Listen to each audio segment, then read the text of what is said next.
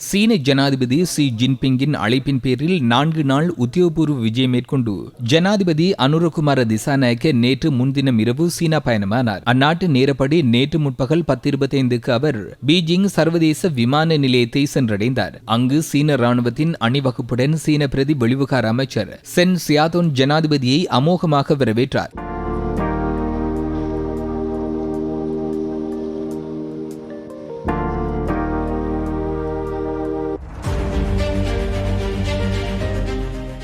எதிர்வரும் 17ஆம் தேதி வரை சீனாவில் தங்கியிருக்கும் ஜனாதிபதி சீன பிரதமர் லீ ஜெங் ஆகியோர் உள்ளிட்ட ராஜதந்திரிகளோடு பேச்சுவார்த்தை மேற்கொள்ளவுள்ளார். இவ்விஜயத்தில் அமைச்சர்களான விஜய் ஹேரத், பிமல் ரத்நாயக் ஆகியோரும் இணைந்துள்ளனர்.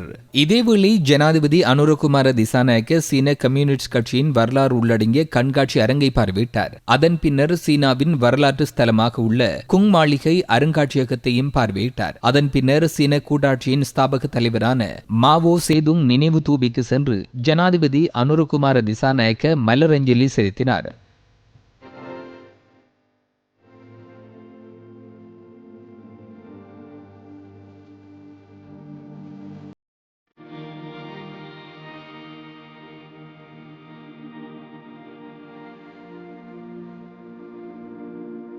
தலைநகர் பீஜிங்கின் டியனமென் சதுக்கத்தில் இரு நாட்டு தேசிய கொடிகளும் ஏற்றப்பட்டிருந்தன.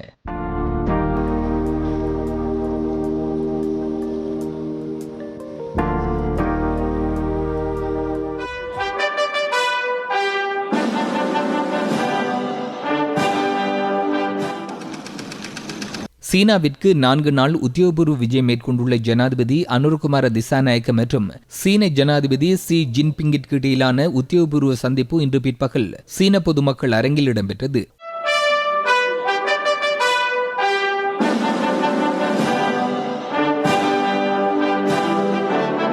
சீன பொதுமக்கள் அரங்கிற்கு வருகை தந்த ஜனாதிபதி அனுரகுமார திசாநாயக்கவை சீன ஜனாதிபதி ஷி ஜின்பிங் அமோகமாக வரவேற்றதோடு மரியாதை வேட்டுகளோடு மிகவும் அபிமானமான முறையில் அந்த வரவேற்பு நிகழ்வு இடம்பெற்றது.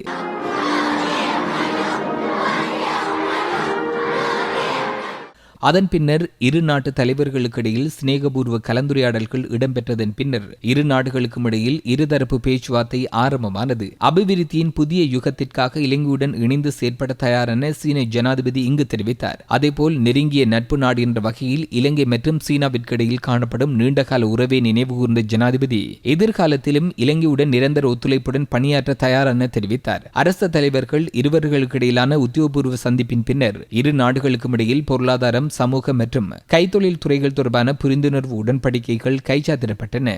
கரு ஜனாதிபதி මහජන චීන සමූහ ආණ්ඩුවේ ආර්ථික කාර්මික තාක්ෂණ සහ යටිතල පාසුකම් සංවර්ධනය මෙන්ම மதிப்பிற்குரிய ஜனாதிபதி அவர்களே, சீன குடியரசின் பொருளாதார, கைத்தொழில், தொழில்நுட்ப மற்றும் உட்கட்டமைப்பு வசதிகள், அபிவிருத்தி மற்றும் மனிதவள அபிவிருத்தி ஆகியவற்றில் ஏற்படுத்திக் கொண்டுள்ள பாரிய முன்னேற்றம் தொடர்பில் இலங்கை உண்மையிலேயே மகிழ்ச்சி அடைகிறது. இருதரப்பு மற்றும் பல்தரப்பு ஒத்துழைப்பு உள்ளிட்ட சகல துறைகளிலும் ஒரே சீனா கொள்கைக்காக எமது நாடும் அர்ப்பணிப்புடன் உள்ளது. சீன மக்கள் குடியரசு பல தசாப்தங்களாக இலங்கையின் சமூக, பொருளாதார அபிவிருத்தி ஆகியவற்றில் முக்கிய பங்களிப்பை செய்துள்ளதோடு இந்த விஜயம் எமது நாடுகள் மற்றும் மக்களிடையே அந்யோன்ய மற்றும் முன்னேற்றத்திற்கு பல்தரப்பு ஒத்துழைப்பு வலுப்பெறும் என நாம் எதிர்பார்க்கின்றோம்.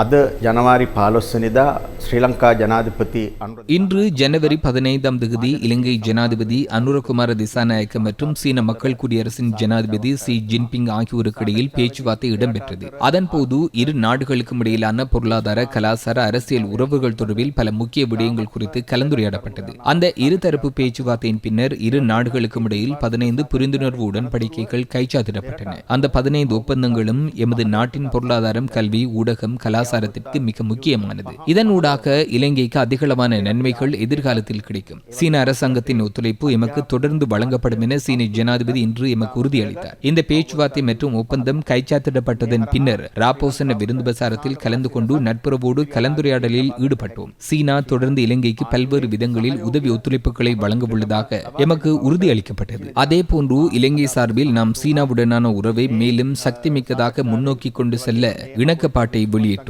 අනතුරුව රාත්‍රී භෝජන සංග්‍රහයට සහභාගී වෙලා ඉතා සුහද කතාබහක යෙදුණා.